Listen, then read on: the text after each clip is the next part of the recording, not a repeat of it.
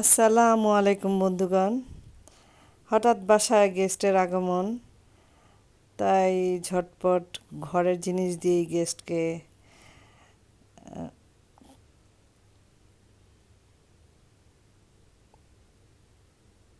আপ্যায়ন করা হচ্ছে।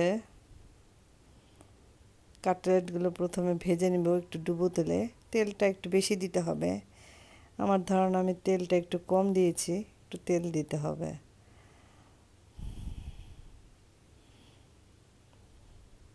সাথে সাথে উল্টাবো না, নিচের অংশটা যখন একটু লাল হয়ে যাবে তারপর উল্টাবো। সাথে সাথে উল্টাতে গেলে এটা ভেঙে যেতে পারে কাটলেটটা। এই যে এইরকম লাল হলে উল্টে দেব।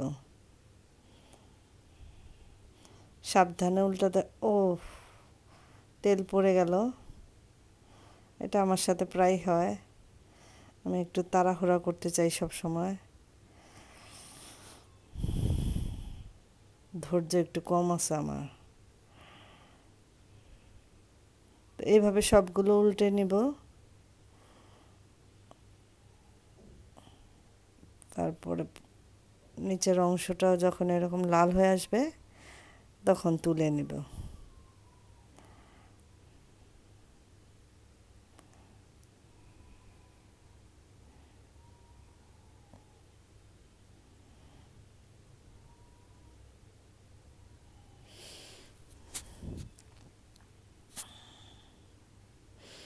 ঘরে তৈরি জিনিসের মজাই আলাদা। বাইরে থেকে তো কিনে আনাই যায়, ঠিক না? ওটার মধ্যে আন্তরিকতা থাকে না। চিজটা খুলে নিচ্ছি, একটু আগে ভাগে রেডি করে রাখি।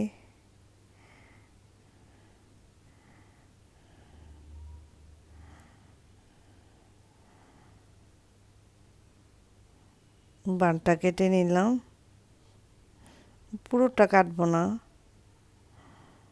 চিজটা দিয়ে দিলাম।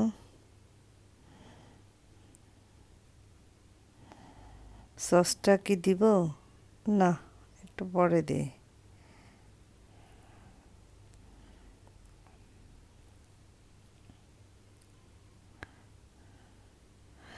আমার কাটলেট ভাজা শেষ। এখন বার্গার বানানোর পালা। সবগুলো বান কেটে নিচ্ছি।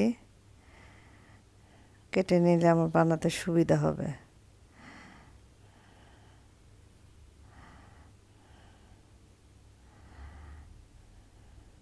রাতে তো খাবেই গেস্ট, কিন্তু বিকালে তো কিছু দিতে হবে, তাই না?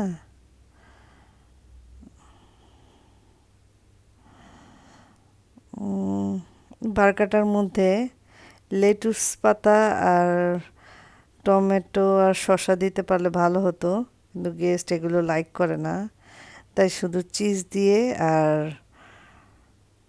কাটলেট দিয়ে তৈরি করা হচ্ছে বার্গারটা।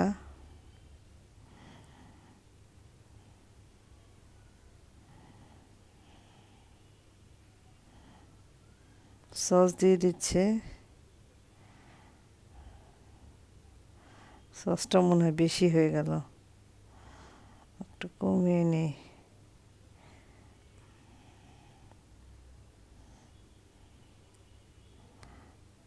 না, ঠিকই আছে।